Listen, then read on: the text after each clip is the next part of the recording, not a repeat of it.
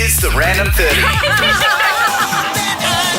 The countdown! In no particular order. With Mikey. G'day, Rob. Hey, Mikey, how are you, sir? I'm good, man. How are you? I'm doing very well, man. Nice. Whereabouts in the world are you? I am backstage right now at the Ellen Show. Well, we got you at a nice spot. Yeah. Nice one, man. Yeah, right?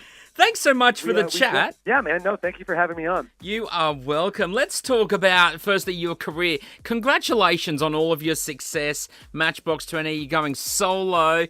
How has it been for you over all these years? Well, I mean, I refuse to complain, right? I mean, I've been...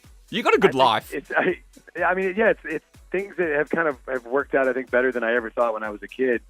I get to travel the world. I get to play music with my friends. Just like anybody else, you know. Yeah. You have ups and you have downs and you have love and you have loss and you have all these things. But since everybody has that too and they don't get this part, then I refuse to complain. Wow. Is it different being on stage with Matchbox to you doing solo? Is it much different or? You know, some parts are obviously really similar because it's the same gig, but at the same time, yeah. I mean, there's an energy. I've had the same band solo since 2005, so that's like one family. Yeah, and they're just a different kind of group of players. But I've known Matchbox guys for over 20 years, and those guys are my brothers, and so we just have a different energy that's up there. And you know, the music, there are places where it overlaps, but obviously there's a lot of different world that happens in solo music-wise than it does in Matchbox as well. Right. So in that way, you just kind of get to put on a little bit of a different persona, if you will. Yeah, right. I understand. Now, talking about your career, when it first, started off, I heard a little rumor, and you can clear it up for me, that you wanted to songwrite, but didn't really want to sing. Is that the case? Well, not really. So when I first started, the writing was just the main thing for me, and I didn't want anybody else to sing it.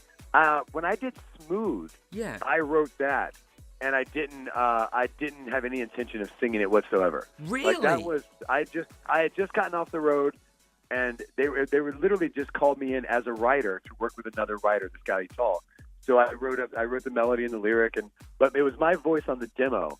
And so when Carlos heard the demo, and they went through a bunch of people and a bunch of names trying to figure out who should do it, but Carlos was in a room one day and just said, I like the guy on the demo. Let's just see if we get him to do it.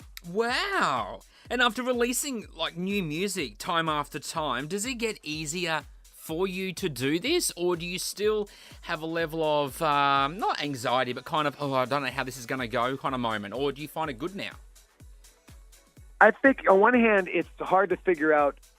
I mean, the landscape is ever changing, right? And so even when you're not putting out music, it's changing underneath you. There's a lot of different kind of things that are happening out there. You know, it's just like anything. As you get older, the music that you write might not always know where it's going to find its place. The good thing is I've been around long enough that I know that when I put out something, I have a group of people that are initiated, that are excited about what I'm going to do. Yeah. You just don't, you can't say anymore that you're going to make a record that's going to top the charts. Those things you just can't control anymore. You don't know. Yeah, right. Writing music, does your inspiration come from you personally, or is it from a family member, or a bit of everything? Yeah, I think usually it's, I write all the time. So for me, it's just about sitting around. And when you just feel the need, you know what I mean? Yeah, you just hear a melody. Either you hear a melody over your head that you find out doesn't exist yet, or you've got some crap that you need to work through, and it becomes a catharsis. But it's always kind of attached to something that happened to me or around me. And then sometimes something happens to a friend of mine or happens to someone I love, and you kind of write about that. But I always tend to lean towards things just because it seems like more of a necessity than a job. Right. So I'm just like, oh, okay, this, I feel really bad about this. I'm going to go write about it, and then I'll feel better. And on that, I mean, they say that music is so powerful. If you're going through a rough time and you're writing a song, and speaking on a personal experience for you, if you're going through a rough time, you're writing it, does it help you get through that rough time when you're writing music or writing a song? Yeah, I think even more than that. I mean, it helps. You go on tour and you get to be in front of a bunch of people and you get to scream that song out and you get to really share that moment with a bunch of other people as well who have taken that song into their personal lives and made it a part of their life. I think that's another part of the catharsis that gets to keep kind of going on every night. Yeah, right. That's so cool how it all comes together. I really find it interesting when I do an interview with an artist and you think, how do all these songs come together? Personal life, bit of variety. I just find it really interesting.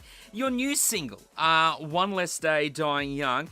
Am I right in saying a little deep but a little uplifting as well? Yeah, I mean, and that had a lot of parts and pieces moving to it. Like I started off writing that song just on a guitar, which almost had like a little kind of a country vibe to it, like a little chukka chukka vibe. And then me and Butch Walker got together, and then we kind of moved in the direction of the track. But the whole thing was really just about the fact that we had lost a few of our friends over the last couple of years, and we realized that getting older was a privilege that everybody didn't get to have. Yeah. And so we started thinking about, that wanting to grow old enough that you're too old to die young. Wow. The new album as well, Chip Tooth Smile. Firstly, where did that name come from? When I was young, I was at a club somewhere slam dancing, and I chipped my tooth when I was like 18. Really? And so when I met my wife, she wouldn't let me fix it because she thought it gave me a part of my personality. So she always called it my Chip Tooth Smile. Do you still have it now, or? I do. It's funny. It's so over the last 30 years. Yeah. It's kind of grinds down just a little bit, but it's clearly there if you look at my front tooth. Well, I'll have to see a photo of you and have a closer look. Where the whole album though, the inspiration behind it. What's the story you're telling with it? It's really just kind of a mosaic, right? Of pretty much, I guess, everything and where my head has been since the last time I made a record. That's pretty much what any record really is. I mean, there's no grand theme through it except for, there's in the abstract. Like when I look at it backwards, I can look back and go, oh, okay, well, there's a lot of stuff about mortality in here, and there's a lot of stuff about wanting to be a good father, wanting to be a good husband, and there's a lot of thing here about, the friendships that I feel like I've lost, the people that I've lost. Like, those are themes that I can only look at in retrospect. I didn't really notice them as I was going into it. Like, I didn't have a goal. Right, understand. Are we going to see you in Australia soon? What's the plans there? I literally was just talking to my management like 5 minutes ago. Yeah. About we just started getting some dates in. So there's a very good chance that we'll have that answer. I mean, the answer is going to be yes. Yeah. But exactly knowing when that's going to happen, we'll probably know that sooner than you would think. Can you tell us, though, is it in 2019 or we got to wait till next year? If there is a 99.9% chance that it will be this year. Yes, so good. Can't wait to have you down under.